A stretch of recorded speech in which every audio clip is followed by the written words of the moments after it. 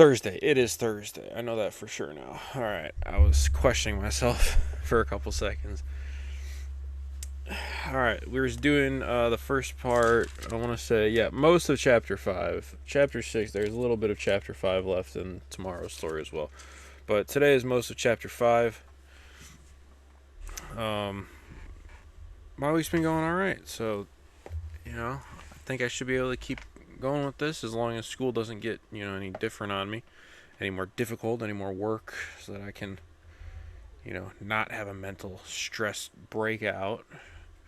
But anyway, no, I'm doing all right with it, so I think I'll be able to keep up with these videos daily, and that's, I hope everybody is as excited to hear about that as I am. And yeah, so we'll get into today's reading. This one is the Bricks Without Straw. Might be a little bit of a different title, but yeah, we'll see what it has in store. Afterward, Moses and Aaron went to Pharaoh and said, "This is what the Lord, the God of Israel, says. Let my people go, so that they may hold a festival to me in the wilderness." Pharaoh said, "Who is the Lord, that I should obey him and let Israel go? I do not know the Lord, and I will not let Israel go." Then they said, "The God of the Hebrews has met with us. Now let us take a 3-day journey into the wilderness to offer sacrifices to the Lord our God, or he may strike us with plagues or with the sword." But the king of Egypt said, "Moses and Aaron, why are you taking the people away from their labor? Get back to your work." Then Pharaoh said, "Look, the people of the land are now numerous, and you are stopping them from working." That same day Pharaoh gave this order to the slave drivers and overseers in charge of the people: "You are no longer to supply the people with straw for making bricks. Let them go and gather their own straw. But require them to make the same number of bricks as before. Don't reduce the quota. They are lazy. That is why they are crying out, 'Let us go and sacrifice to our God.' Make the work harder for the people so that they keep working and pay no attention to the lies." Then the slave drivers and the overseers went out and said to the people, "This is what Pharaoh says: I will not give you any more straw. Go and get your own straw wherever you can find it, but your work will not be reduced at all." So the people scattered all over Egypt to gather stubble to use for straw. The slave drivers kept pressing them, saying, "Complete the work required of you for each day, just as when you had straw." And Pharaoh's slave drivers beat the Israelite overseers they had appointed, demanding, "Why haven't you met your quota of bricks yesterday or today as before?" Then the Israelite overseers went and appealed to Pharaoh.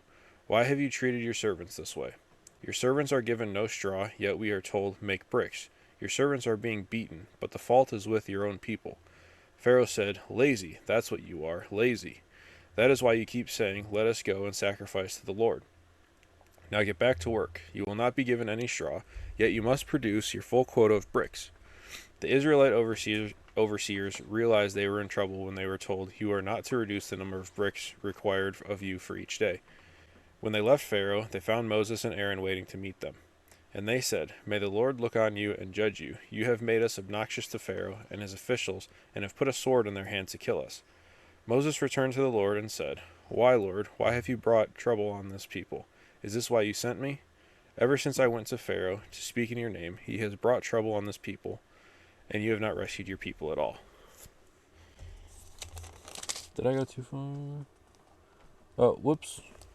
Okay, they don't split that. Okay, so we found the first fault with reading online instead of in the Bible. So we actually started a little bit of tomorrow's story. The last two verses, 22 and 23. So I have to change this. To 23. Okay. So that, and then so that starts. That is all of chapter 5 then. So yeah, so when Moses was returning to the Lord, that's when I should have stopped that for 21. Usually they do a pretty good job on this website of like telling or having when the new story starts. But I guess for this one they didn't. But anyway, so you hear what's happening. Pharaoh is displeased with them asking to leave more, so he makes them make bricks without straw. I am not a knowledgeable person about making bricks, especially back then, so I'm assuming it made it a lot harder to make bricks when you don't have straw. I don't know the process, so don't ask me. But it's pretty much the equivalent of, do the same amount of work with less materials, or at like a, it's harder to make those materials, and you still have to do the same amount in a day. the other thing I think was interesting, because this is all different from the movie, and I have been very guilty of thinking that the movie was more accurate than it actually is, because that's what I just like watched growing up. So I definitely needed to read through Moses' story again. Is that they have what do they call them? Israelite overseers? Yeah. So it's almost like they kind of appointed them. I don't know if it was by the Israelites appointed their overseers, or if the Pharaoh or the Egyptians appointed the overseers. But there's kind of like a chain of command there, where like the workers, the Israelite workers, respond or are under the Israelite overseers, who then report to the Egyptian slave drivers. I think they called them, right? Yep, slave drivers. And then the slave drivers report to either Pharaoh or the king of Egypt. So that's also another thing. Other than that, like kind of, who was under who, and the Israelites have their own overseers in that chain of command. But in verse 4, it says the king of Egypt, and then in verse 5, it says Pharaoh. So, I don't know. Let's see. Same day Pharaoh gave this order.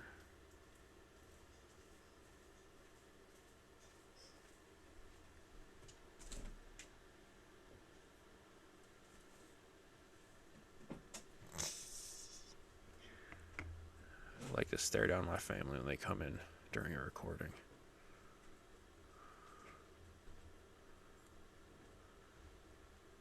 I would just like to point out that there have been a lot of foot traffic going through this room in the last couple of weeks. She didn't say anything.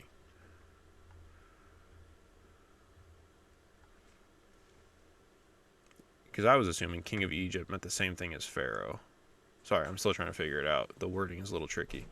So Moses and, yes, King of Egypt said Moses and Aaron. Right, Jake?